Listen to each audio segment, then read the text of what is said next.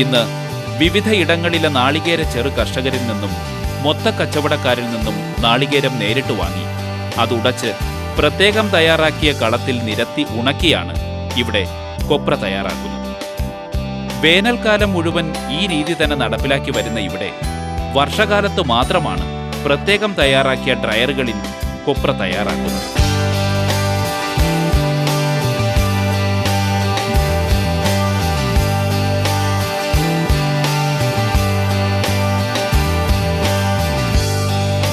ഇങ്ങനെ സ്വന്തമായി ഉൽപ്പാദിപ്പിച്ചെടുക്കുന്ന കൊപ്രയാണെങ്കിലും 6%-ലധികം ഈർപ്പമുള്ളവയോ പൂപ്പലും മറ്റ് കേടുപാടുകളും ഉള്ളവയോ വീണ്ടും തെരഞ്ഞു മാറ്റിയാണ് അസംസ്കൃത വസ്തുവായ കൊപ്ര ശേഖരിക്കുന്നത്.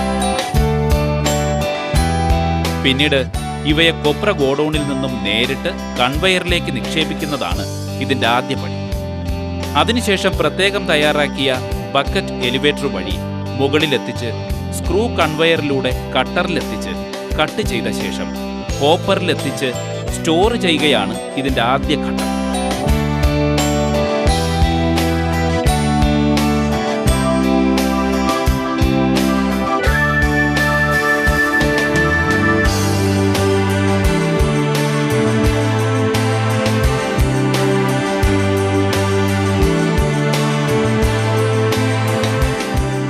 പിന്നീട് ഉൽപാദനത്തിന്റെ ആവശ്യാനുസരണം ഹോപ്പറിൽ നിന്ന് ഇവയെ ബക്കറ്റ് എലിവേറ്ററിൽ കൂടി മുകളിലെത്തിച്ച് റോസ്റ്റഡ് കുക്കറിൽ എത്തിക്കുകയാണ് ചെയ്യുന്നത്.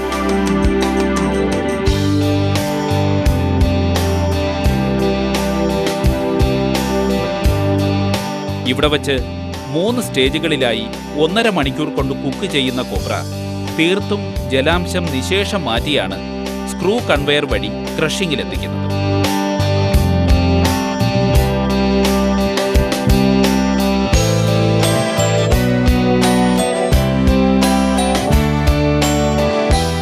ഒന്നാം ഘട്ട ക്രഷിങ്ങിലൂടെ തന്നെ 50% എണ്ണ വേർതിരിച്ചെടുക്കുകയും പിണ്ണാക്ക് വീണ്ടും സ്ക്രൂ കൺവെയർ വഴി സെക്കൻഡ് സ്റ്റേജിലേക്കും പിന്നീട് തേർഡ് സ്റ്റേജിലേക്കും കടത്തിവിട്ട് കൊപ്രയിൽ അടങ്ങിയിരിക്കുന്ന മുഴുവൻ എണ്ണയും വേർതിരിച്ചെടുക്കും.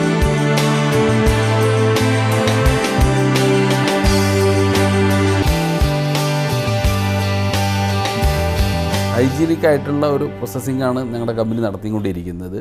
ഇന്ന് കൊപ്ര നമ്മൾ ഡ്രയറിലിട്ട് ഉണക്കിയതിന് ശേഷം ഡ്രയറിൽ നിന്ന് ഡയറക്റ്റ് ഞങ്ങൾ സ്ക്രൂ കൺവെയർ വഴി കട്ടറിലേക്ക് പോകുന്നു. കട്ടറിൽ നിന്ന് ബക്കറ്റ് എലിവേറ്റർ വഴി നേരെ ഹോപ്പറിൽ പോയി ഹോപ്പറിൽ നിന്ന് നമ്മൾ റോസ്റ്റ് ചെയ്തതിന് ശേഷമാണ് എക്സ്പെല്ലറിൽ പോയിട്ട് എണ്ണ എടുക്കുന്നത്. റോസ്റ്റഡ് ചെയ്തതിൻ്റെ മെയിനായിട്ട് ഉദ്ദേശം എന്ന് പറഞ്ഞിട്ടുണ്ടെങ്കിൽ അതിലത്തെ ജലാംശം കംപ്ലീറ്റ് കളയുക എന്നുള്ളതാണ് ഉദ്ദേശം. ജലാംശം പോയിട്ടുണ്ടെങ്കിൽ തന്നെ നമുക്ക് എണ്ണ എത്ര വേണമെങ്കിലും നമുക്ക് ഒരു വിത്തിൻ 6 to 1 year വരെ ലാസ്റ്റ് ചെയ്യും.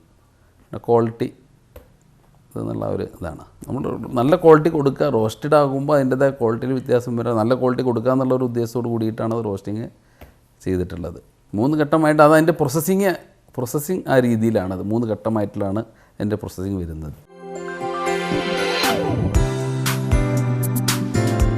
ഇന്ന് ഇതിനോടകം തന്നെ ഓരോ മലയാളിയുടെയും മനസ്സിൽ ചേക്കേറിക്കഴിഞ്ഞ വെളിച്ചെണ്ണയായി മാറിക്കഴിഞ്ഞ സംതൃപ്തിക്ക് സ്വാദും മണവും കലർപ്പില്ലാത്തതുമായ ഉൽപ്പന്നം എന്ന ഖ്യാതിയും നേടാൻ കഴിഞ്ഞിരിക്കുന്നു.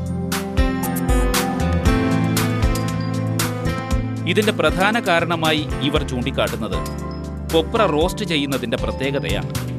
ഒപ്പം ഓരോ ഘട്ടത്തിലും കിട്ടുന്ന വെളിച്ചെണ്ണയുടെ സാമ്പിളുകൾ വിവിധ ലാബുകളിലൂടെ പരിശോധിച്ച് ഗുണനിലവാരം ഉറപ്പിച്ചും ദിനംപ്രതി പ്രത്യേക ഇൻസ്പെക്ഷനും ഇവിടെ നടത്തിവരുന്നു. പിന്നീടാണ് ഇവയെ ഫിൽട്ടറിംഗ് പ്രക്രിയയിലേക്ക് അയക്കുന്നത്. ഇവിടെ വച്ച് വെളിച്ചെണ്ണ 24 നൈലോൺ ഫിൽട്ടർ ക്ലോത്തിലൂടെ കടത്തിവിട്ട് ഡബിൾ ഫിൽട്ടറിംഗ് ചെയ്താണ് ക്ലിയർ ഓയിൽ എന്ന രൂപത്തിലെത്തിക്കുന്നത്.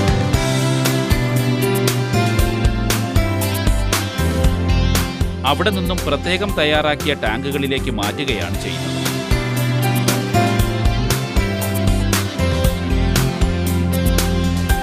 പിന്നീട് ഇവയുടെ മാത്രം പ്രത്യേകതയായ ഏറ്റവും നൂതനവും ആധുനിക രീതിയുമായ മൈക്രോ പ്രോസസ്സിംഗ് ഫിൽട്ടർ എന്ന MPF ടെക്നോളജിയിലൂടെ കണ്ണുകൾക്ക് അതീതമായ ചെറിയ തരികളും മറ്റും നീക്കം ചെയ്ത ശേഷമാണ് വിവിധ പൗച്ചുകളിലേക്കും ബോട്ടിലുകളിലേക്കും നിറയ്ക്കുന്നത്.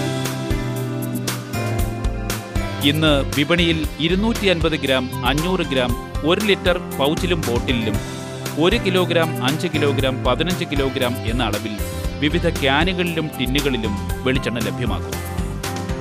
ഇങ്ങനെ നീളുന്ന പ്രവർത്തനങ്ങളാണ് ഇതിന് പിന്നിലുള്ളതെങ്കിലും ഓരോ ഘട്ടത്തിലും നിരന്തരമായ ശ്രദ്ധയും ഊന്നലും നൽകിയാൽ മാത്രമേ മികച്ച ഗുണനിലവാരം ഉറപ്പുവരുത്താൻ കഴിയൂ എന്ന് ഇദ്ദേഹം അടിവരയിടും.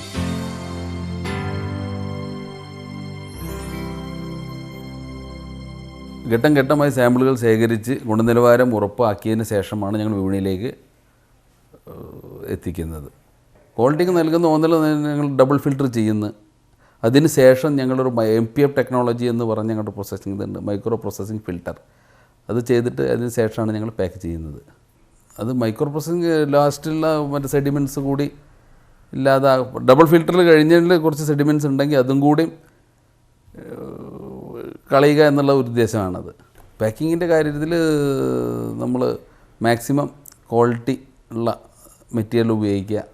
ക്വാളിറ്റി ഉള്ളത് ഫൈലർ ഫിലിമാണ് നമ്മൾ പാക്കിങ്ങിന് ഉപയോഗിക്കുന്നത്. ഫൈലർ ഫിലിം എന്ന് പറഞ്ഞിട്ടുണ്ടെങ്കിൽ ലീക്കേജ് പ്രോബ്ലംസ് കാര്യങ്ങളൊന്നും വരില്ല. പിന്നെ അതേപോലെ നമ്മൾ കാർട്ടൂണ് കുറച്ച് സ്ട്രോങ് ഉള്ള കാർട്ടൂണാണ് വെക്കുന്നത്. കാരണം സ്ട്രോങ് ഉള്ള കാർട്ടൂണിൻ്റെ ഉദ്ദേശം എന്ന് പറഞ്ഞിട്ടുണ്ടെങ്കിൽ പെട്ടെന്ന് ബോക്സ് ഡാമേജ് കാര്യങ്ങൾ മറ്റുള്ളതൊന്നും വരില്ല. ആ ഒരു ഉദ്ദേശത്തോട് കൂടിയിട്ടാണ്. 250 ഗ്രാം പൗച്ച് മുതൽ 1 ലിറ്റർ, 250, 500, 1 ലിറ്റർ പൗച്ച്. പിന്നെ വന്നിട്ട് ബോട്ടിൽ വന്നിട്ട് 200 gram, 500 gram, 1 litre HDP bottle, 2 litre can, 5 litre can, pet bottle വന്നിട്ട് 1/2 ലിറ്റർ, 1 ലിറ്റർ പെറ്റ് ബോട്ടൽ, 15 കിലോൻ്റെ ടിന്ന്. ഈ എല്ലാ വെറൈറ്റികളും നമ്മൾ സംതൃപ്തിയിൽ കൊടുക്കുന്നുണ്ട്. ഇപ്പോൾ ഓൾ കേരള ബേസ്ഡ് ആയി കൊടുക്കുന്ന എല്ലാ ഓൾ കേരള ബേസ് ചെയ്യുന്നുണ്ട്. പുറത്തേക്ക് വന്ന് നമ്മളിപ്പോൾ കർണാടക, മഹാരാഷ്ട്ര ആ ഏരിയയിൽ മഹാരാഷ്ട്രയിൽ കൊടുക്കുന്നുണ്ട്, കർണാടക കൊടുക്കുന്നുണ്ട്. പിന്നെ കുറേശ്ശെ എക്സ്പോർട്ടിങ്ങും ചെയ്യുന്നുണ്ട് നല്ല രീതിയിൽ. കോക്കനട്ട് ഡെവലപ്മെൻറ്റ് ബോർഡിൻ്റെ സഹായത്തോട് കൂടിയിട്ടാണ് നമ്മൾ ഫാക്ടറി തുടങ്ങിയിരിക്കുന്നത്. അവരുടെ വേണ്ട എല്ലാ സബ്സിഡി കാര്യങ്ങളും മറ്റുള്ള എല്ലാം ഞങ്ങൾക്ക് കമ്പനിക്ക് കിട്ടിക്കഴിഞ്ഞിരിക്കുന്നു. ഇപ്പോഴും അവരുടെ എല്ലാവിധ സഹായ സഹകരണങ്ങളും കിട്ടിക്കൊണ്ടിരിക്കുന്നുണ്ട്. കേന്ദ്ര ഗവൺമെൻറ്റിൻ്റെ അഗ്മാർക്കിൻ്റെ അംഗീകാരമുണ്ട്. അതുകൂടാതെ ISO സർട്ടിഫൈഡ് കമ്പനിയാണ് ഞങ്ങളുടെ കമ്പനി. MPF technology, Agmark, ISO, eco roasting, micro processing ഇതെല്ലാം ഉള്ള ഒരു ഉൽപ്പന്നമാണ് മറ്റുള്ളവരെ വ്യത്യസ്തമായി ഞങ്ങൾ മാർക്കറ്റിൽ കൊടുക്കുന്നത്.